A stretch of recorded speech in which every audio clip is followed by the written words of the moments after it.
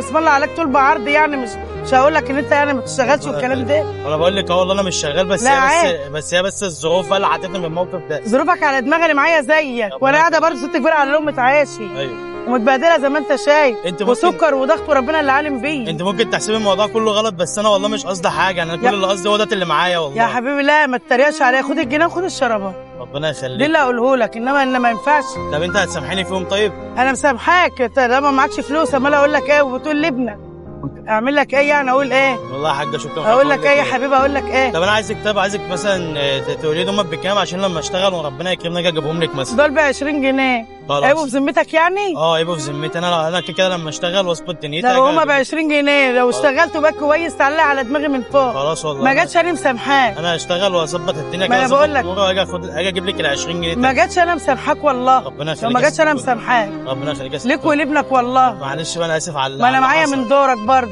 معلش انا اسف على اللي حصل بقى. لا اسف عليا، انت بتتريق عليا برضه تاني؟ والله بتريق عليك. انا امال ايه بقى؟ اقول لك انا اسف على ان انا دخلت عليكي بالجنيه كده، والله معلش انا اسف. لا على دماغي يا حبيبي. انا عايز اقول لك على حاجه. طيب على دماغي من فوق. عايز اقول لك على حاجه، امسكي كده ثانيه واحده. حاضر.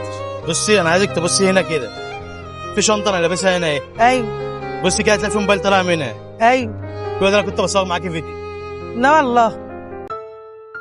تتريق عليا بجد ولا والله بتكلم بجد. ثانيه واحده، المايك اهوت. بصي المايك اهو. فكل ده كنت بصور معاكي فيديو. انت بجد طلعت ست محترمه جدا. لا والله لا حول الله يا رب. طب معلش يا ابني بقى معلش. بصي انت عشان انا بجد سبب خلاص.